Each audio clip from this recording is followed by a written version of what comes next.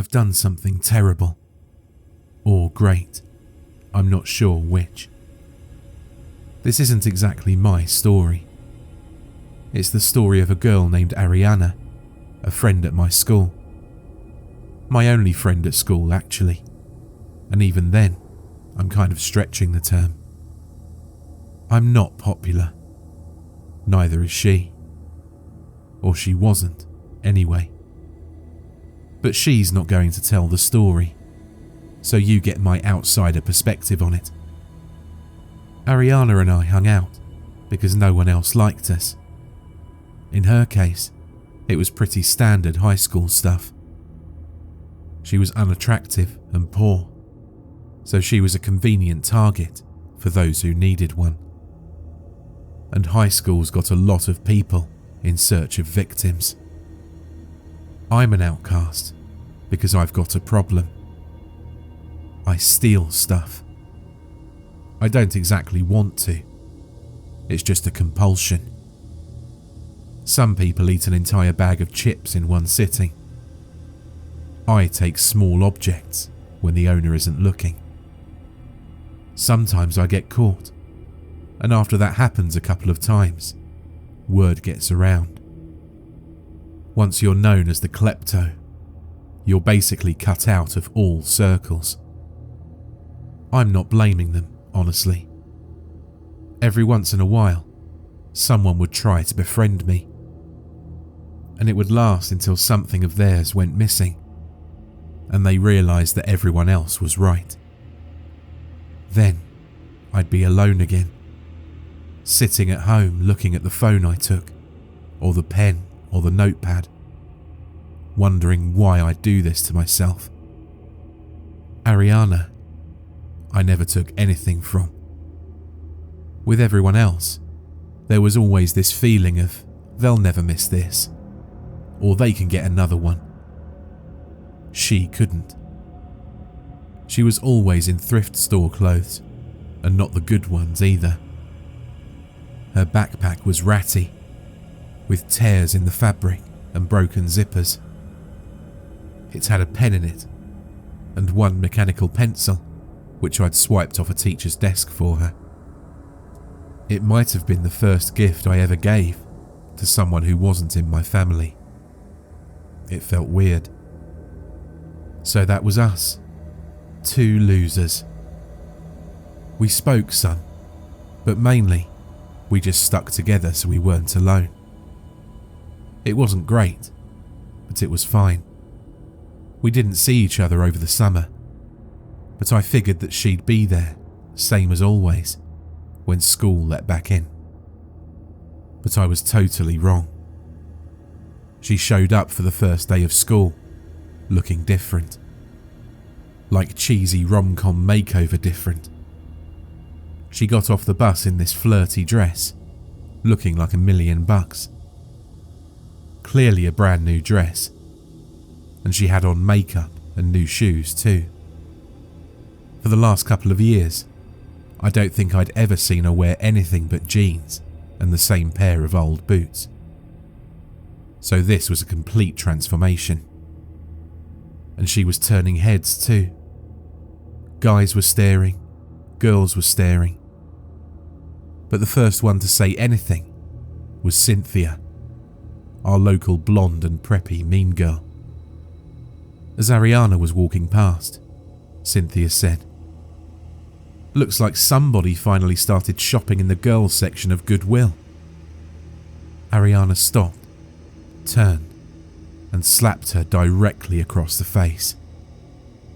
Before Cynthia could say anything, Ariana said, "Apologise." And Cynthia, standing there with one hand to her cheek, said, "I'm sorry, I didn't mean it." The really weird part was, it sounded sincere. I looked around to see what everyone else thought, but the buzz of conversation was all, "Can you believe Cynthia did that? What a bitch. I can't believe she'd try that with Ariana." These were the same people who'd shunned her for every day of high school so far. Now, They were acting like she was queen of the popularity club. Clearly, I'd missed something big over the summer. I caught Ariana at her locker before first period to ask her what was up. "Oh, you know," she said. "My family came into a bit of money." "Yeah, you look great," I said. "But everyone's treating you completely differently too." "People are shallow," she shrugged. And yeah, sure they are. But this was way more than that. She was popular now. And not just in certain cliques either. Everyone liked her. Kids nodded and waved in the halls. The teachers clearly thought highly of her. Even the principal greeted her by name. None of it was fawning. And it wouldn't have been weird if I hadn't known her previously. It wasn't like this last year. She was a pariah. And now suddenly, everyone was acting like she'd always been their favourite person. I'll be honest, it kind of pissed me off. It was like I'd always stood by her, and now suddenly they were all claiming that they'd always been there too. And that's not exactly fair. I didn't stand by her so much as I sheltered with her, but whatever. Feelings aren't always rational. So I suffered through a couple of days of this, and it wasn't like she was ever mean to me or dismissive of me. It was just that now she had choices, and I still only had her. So I got jealous and a little bit bitter, and I did what I always do to make myself feel better. I stole something. We were at lunch, and she was turned away from the table to talk to some guy. I don't even know his name. Good looking, probably on the crew team, whatever. She was busy with him and not looking at me, so I leaned down and quietly unzipped her brand new backpack. The first thing that struck me was how new and crisp everything was. Fresh, clean notebooks, the corners unbent. No bent up, half-used spiral notebooks like she'd always had before. 6 pens, all in different colours, gathered in the outside pocket. It was a little thing, but it just really showed how different everything was for her. And in with all of those sparkling new notebooks was what looked like an old journal, bound in black leather, with 3 interlocking rings stamped on the front. The tops of its pages were yellowed. It was tied shut with a black ribbon, and overall, it just looked interesting. And hating myself a little, I took it out of her backpack and slipped it into mine. I didn't look at it then, obviously. I just straightened back up, trying to look like I'd been tying my shoe, and returned to my lunch. Ariana never noticed. She was still talking to Braden, or whatever his name was. All day long, I wondered about that book, but I didn't want to take it out where anyone could see me. If word got back to Ariana, that would be it, and then I wouldn't have anyone. So I kept it hidden until I got home that night, and even then, I didn't take it out until my parents had gone to bed. The book was old. That much was clear from the outside. The leather was well maintained, but worn. The stamped circles were stained where something had spilled on them. And the ribbon was frayed at the edges and felt delicate in my hands. Once I opened it, the pages were yellowed and ragged at the edges, but the ink on them was dark, black, and completely unfaded. The book was full of symbols, some sort of language I didn't recognize. And yet, as I flipped the pages. Something told me that I knew what the symbols meant. Power, said one, preceding several pages of instructions. Command, said another. Harm, erase, overlook, consume. I closed the book before it could tell me more. The symbols rustled in my head like living things, fledglings straining to leave the nest. I tied the ribbon around the book and put it back in my backpack. I planned to sneak it back into Ariana's bag the next day at school. That night, I dreamt of the book. I dreamt of the power incantation and what it would give me. Popularity, friendship, money, success. And all it would take was a small commitment, a minor piece of myself, and a small thing that no one would miss. In my dream, it was a dog whose throat I slit for the blood. But even in the dream, the image wavered and shifted, flickering to human form, the lie too great to sustain. I awoke sweating, tangled in my sheets. My phone told me it was barely 2 a.m, but I could feel the pull of the book from across the room. I could do it now. I could take the power. The sacrifice would be easy to obtain at this time of night. I rose from my bed and took the book from my backpack. I carried it out into the woods behind my house and walked deep into the forest.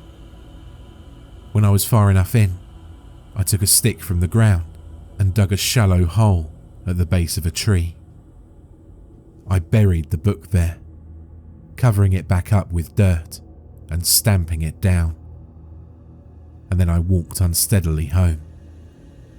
I got lost on the way, turned around in the forest at night. I found myself back at that tree 12 times or more. But finally, as dawn began to break, I escaped from the trees and made my way back home. Exhausted and ill-rested, I was totally unprepared at school the next day for Ariana's onslaught. "Where is it?" she greeted me, grabbing my backpack and tearing it from my shoulders. "What did you do with it? Thief! Bastard! Where is my book?" She tore through my backpack, papers and books flying everywhere. A crowd gathered to watch, but no one stepped in to help. This was Ariana after all, their new favourite person. And I was just the same klepto I'd always been. When my backpack was empty, she turned to me again in a frenzy. "What did you do with it?" "I don't know what you're talking about," I insisted. In a rage, she shoved me. I stumbled backwards, tripping over my backpack and hitting my head on the ground. I tasted blood, but before that even fully processed, she was on me, hair flying and nails clawing at my face. "Lies! Liar! I'll tear your tongue out!" She tried too, levering my mouth open and slicing at my lips, cheeks and gums as I resisted. By the time the security officer pulled her off of me, my face was a bloody mess. And as I cleaned up in the bathroom, I just counted myself lucky that she hadn't gone for my eyes. That was Friday. They took Ariana away to some sort of juvenile detention. They first called for her parents to pick her up from school, but they never answered. When the school sent someone to her apartment, there was no sign of them. They think her parents might have left her, but I think about the power ritual.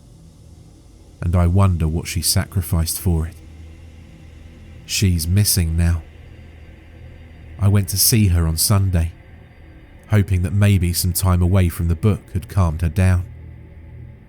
But she wasn't in the room that she should have been in.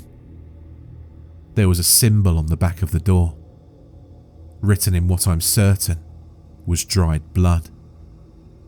It said, "Overlook," and my mind throbbed in recognition.